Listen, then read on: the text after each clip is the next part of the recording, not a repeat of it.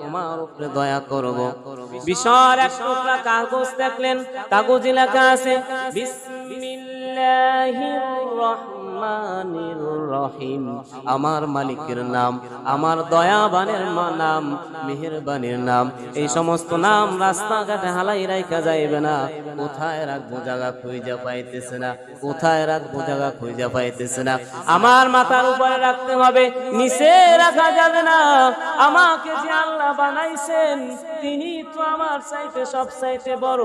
তাহলে আমি এই নামটাকে, আমার প্রভুর নামটা কেমন করে নিচে রাখবো? আমার মাথার উপরে রাখতে হবে। আমার মাথার উপরে গাছ ছাড়া আর কিছু নাই। বিশর কাগজের টুকরাটা গাছের উপরে রেখে দিলেন। জোরে বলুন সুবহানাল্লাহ, আরো জোরে বলুন সুবহানাল্লাহ।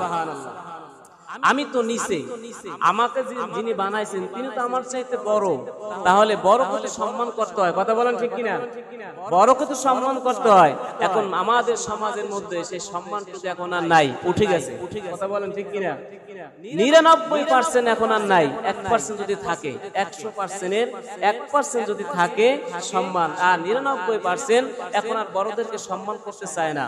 সবাই নিজে একাই 100। আছে না নাই? জোরে বলেন, আছে না নাই? বিশ্বর হাবিব বললেন, আমাকে যিনি বানাইছেন তিনি তো আমার চাইতে বড়। সারা জাহানের মালিক, সারা পৃথিবীর চাইতে বড়, তিনি তো সব চাইতে প্রভু। তাহলে আমার তার নামটা উপরে রাখতে হবে। কোথায় রাখবো? আমার মাথার উপর তো গাছ ছাড়া আর কিছু নাই, গাছপালা তরুলতা। এই গাছের উপরে রেখে বিশ্বর মদের আড্ডায় চলে গেলেন। বন্ধুদের সাথে মদের আড্ডায় গেলেন। যাওয়ার পরে ইচ্ছা মতন মদ খাইলেন। মদ খেয়ে খেয়ে মাতাল হয়ে পড়ে আছেন, মাতাল হয়ে পড়ে আছেন। হঠাৎ করে আল্লাহ রাব্বুল আলামিন হাসান বসরি রাহমাতুল্লাহ আলাইহি গায়বী আওয়াজের মাধ্যমে জানাই দিলেন, এত যুগের আল্লাহর ওলি ছিলেন হাসান বসরি রাহমাতুল্লাহি আলাইহি। ও হাসান বসরি, যাও অমুক জায়গায় যাও, আমার বিশর পড়ে আছে, আমার বিশর মদ খেয়ে মাতাল হয়ে পড়ে আছে। যাও ওকে তুলে নিয়ে এসো, ওকে তুলে নিয়ে আমার দরজায় দাঁড় করায় দাও। জোরে বলুন সুবহানাল্লাহ, আরো জোরে বলুন সুবহানাল্লাহ। আল্লাহ রাব্বুল আলামিন যার উপরে দয়া করে তাকে কেউ আটকাইতে পারে না। কথা বলেন ঠিক কিনা? যাকে সাহায্য করে তার ক্ষতি কেউ করতে পারে না। আছে না নাই? কথা বলেন ঠিক কিনা? বিশ্বাস হয় কিনা? আল্লাহ রাব্বুল আলামিন যাকে সাহায্য করবেন, আপনি যত মানুষ, সারা পৃথিবীর মানুষ নিয়েও যদি পিছন থেকে রশি ধরে টানেন, আপনি কিছু পিছনে টানতে পারবেন না, সে সামনে যাবেই যাবে। জোরে বলুন ঠিক কিনা? ও হাসান বসরি, যাও, বিশর মাতাল হয়ে পড়ে আছে, তাকে তুলে এনে আমার দরজা দাঁড় করায় দাও। হাসান বসরি রাহমাতুল্লাহ আলাইহি যখন বিশরকে আনতে গেলেন, বিশরকে আনতে গেলেন, যাওয়া মাত্র বিশরের বন্ধু বান্ধব বলতেছিলেন, হুজুর আপনি কেন মদের এইখানে পরিবেশে আসলেন? আপনার পবিত্র চরিত্র, পবিত্রটা নষ্ট হয়ে যাবে। ও হুজুর, এই অপবিত্র পরিবেশের মধ্যে আপনি 1 মিনিট ও 1 সেকেন্ডও থাকবেন না, আপনি চলে যান। হাসান বসরি রাহমাতুল্লাহ আলাইহি বলতেছেন, রে বাবা, আমি নিজের ইচ্ছে আসি নাই, আমাকে পাঠানো হয়েছে। আমাকে যিনি পাঠানো হয়েছে হুকুম করেছেন, নিজের ইচ্ছায় তো আসি নাই, তাহলে নিজের ইচ্ছা আবার কেমন করে যাব? জোরে বলুন সুবহানাল্লাহ। নিজের ইচ্ছে আসি নাই। দেখেন, আমরা এখান থেকে যদি ঢাকা যাই, যদি বলি যে নিজের ইচ্ছায় আসছি, তাহলে এটা ভুল হবে। এটা কি হবে? এটা ভুল হবে। আপনার উপরে আল্লাহর তাওয়াক্কুল নাই। আপনি যে আল্লাহর ইচ্ছা গেছেন, সেই তাওয়াক্কুলটা, সেই বিশ্বাস, সেই কিন্তু আপনার মধ্যে নাই। আর আপনি যদি মনে করেন যে আমি আল্লাহর রহমতে, আল্লাহর ইচ্ছা আসতে পারছি, এতে বোঝা গেল যে আপনার উপর আল্লাহর তাওয়াক্কুল আছে। কথা বলেন ঠিক কিনা? সমস্ত কিছুর ভরসা আল্লাহর উপর করতে হবে। আপনি যে পায়খানায় যান, পায়খানায় সেখানে একটা দোয়া আছে, আল্লাহুম্মা ইন্নী আউযু বিকা মিনাল খুবুসি ওয়াল খাবাইস। হে আল্লাহ, এই বিতাড়িত শয়তান থেকে আমাদেরকে হেফাজত করো। গুফরানাকা আলহামদুলিল্লাহিল্লাযী আযহাবা আন্নিল আযা ওয়া ফানি। হে আল্লাহ, আমার পেটের ভিতরে তুমি যে কিছু ময়লা রাখছো, এই ময়লা থেকে যে আমাকে হেফাজত করছো, তোমার কাছে শুকরিয়া আদায় করি, জোরে বলুন সুবহানাল্লাহ। দেখেন আল্লাহর দয়া, পায়খানার মধ্যেও আল্লাহ আপনাকে দয়া করছেন, কথা বলেন ঠিক কিনা? আপনার এই পেটের ভিতর যদি পায়খানা আটকে যায়, বন্ধ হয়ে যায়, তাহলে আপনি তো পেট ফুলে মারাও যাইতে পারেন, কথা বলেন ঠিক কিনা? যদি আপনার 5 দিন পায়খানা না হয়, 1 সপ্তাহ পায়খানা না হয়, তাহলে আপনার তো শেষ, আপনার ডেড বডি হয়ে যাবে, আপনার আল্লাহর হুকুমে ডেড বডি হয়ে যাবে। দেখেন আপনি যেখানে যাবেন সেখানে আল্লাহর দয়া। আপনি যে পানি পুষ্করিণীতে ডুব দেন, পানিতে ডুব দেওয়ার পর আপনি না উঠেন, আপনি যদি ডুব দেওয়ার পরে আপনার চাপে ধরে আজরাইলে, তখন আপনি কি করবেন? সেখান থেকে আপনি ডুব দিয়ে উঠছেন, এটা আল্লাহ আপনার দয়া, কথা বলেন ঠিক কিনা? কথা বলেন ঠিক কিনা? আপনি যত জায়গায় চিন্তা করবেন, যেখানেই ফালাবেন আল্লাহর দয়া, আপনি সেখানেই মনে করবেন যে আল্লাহর দয়া, সেখানে আল্লাহর দয়া। যদি মনে করেন না এটা আমার দয়া, এটা আমি গৌরব, আমার শক্তি আছে, টাকা আছে, বল আছে, কিন্তু না, এটা ভুল।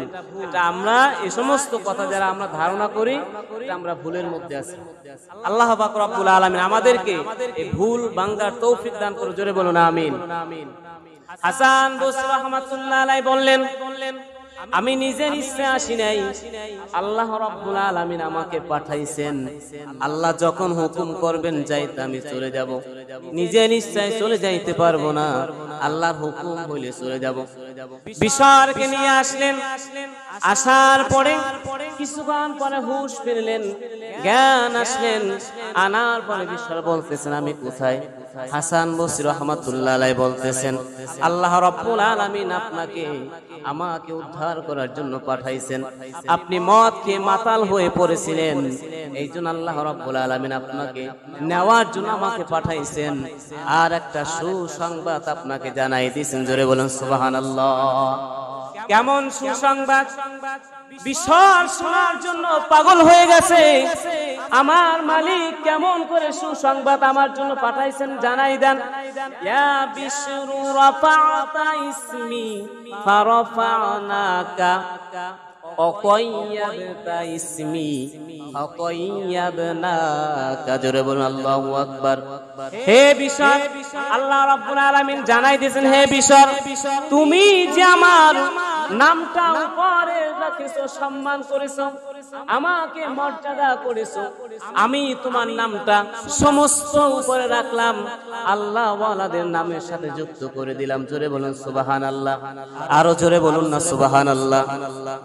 তুমি যে আমার নামটা মর্যাদা করেছো, সম্মান করেছো, তোমার অন্তরটা দেখছি আমি, তোমার অন্তরের মধ্যে আমার ভালোবাসা পয়দা হয়ে গিয়েছে, তোমার নামটা আমি আল্লাহ ওয়ালাদের উপর রেখে দিলাম, জোরে বলুন সুবহানাল্লাহ।